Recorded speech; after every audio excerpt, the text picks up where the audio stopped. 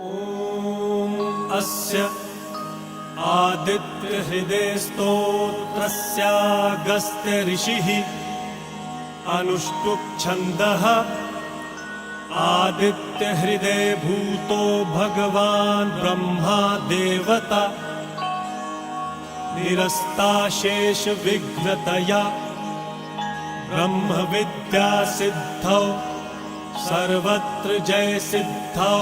च विनियोगः। ॐ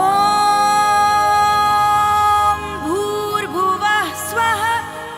तत्सवितुर्वरेण्यं भर्गो देवस्य धीमहि धियो यो नः प्रचोदयात्।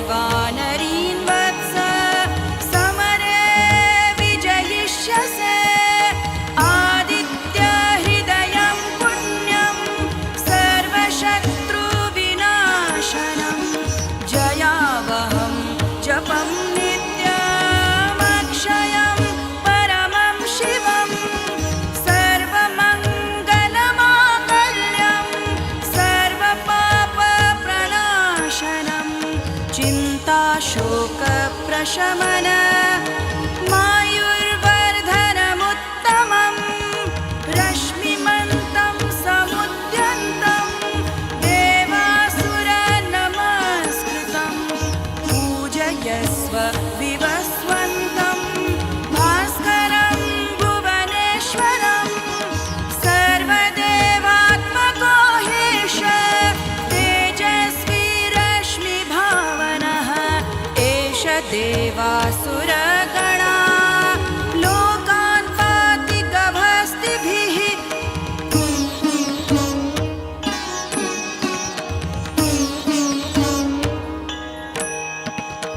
एष ब्रह्मा च विष्णुश्च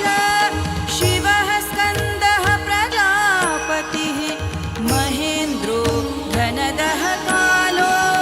यमः सोमो ह्यपाम्पतिः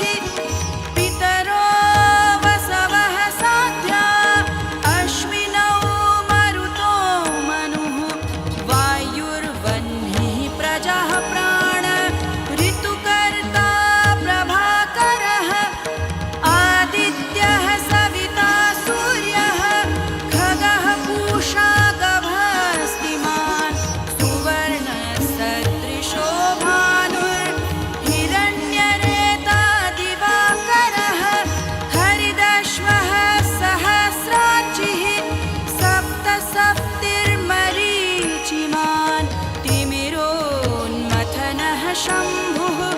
त्वष्टा मार्तण्डकोऽंशुमान् हिरण्यगर्भः शिशिरः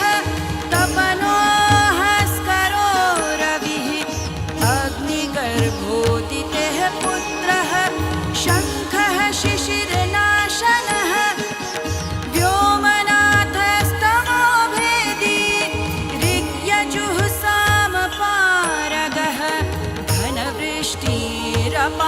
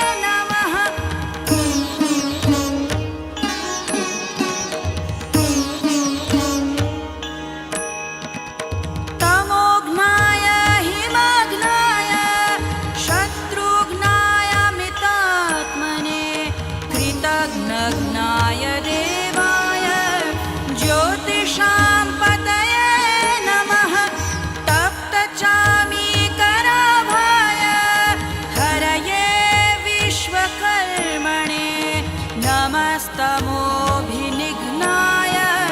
रुचये लोकसाक्षिणे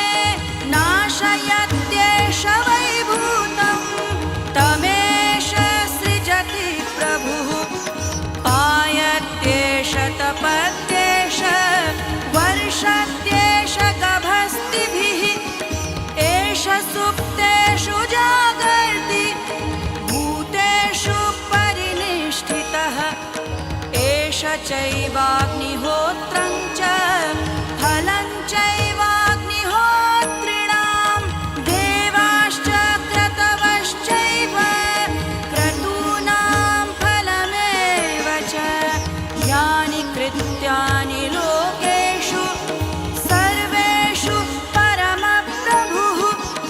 एनमापत्सु कृच्छ्रेषु कान्तारेषु भयेषु च कीर्तयन् पुरुषः कश्चिन्नावसीदति राघव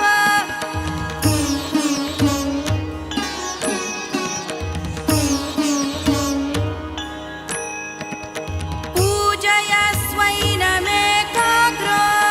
देवदेवं जगत्पतिम् एतत्त्रिगुणितं जप्त्वा युद्धेषु विजयिष्यति अस्मिन् क्षणे महाबाहो रावणं त्वं जहेष्यसि एवमुक्त्वा ततोऽगस्त्यो जगाम स यथागतम् एतत् श्रुत्वा महातेजा नष्टशोको भवत्तदा धारयामास सुप्रीतो राघवः प्रयतात्मवान् आदित्यं प्रेक्ष्य च वेदं परं हर्षमवाप्तवान् त्रिराचम्य शुचिर्भूत्वा धनुरादाय वीर्यवान् रावणं प्रेक्ष्य हृष्टात्मा जयार्थं समुपागमत् सर्वयत्नेन महता वृतस्तस्य वधे भवत् अथ रविरवदन्निरीक्ष्य रामं मुदितमनाः परमं प्रहृष्यमाणः निशिचरपतिसंशयं विदित्वा सुरगणमध्यगतो वचः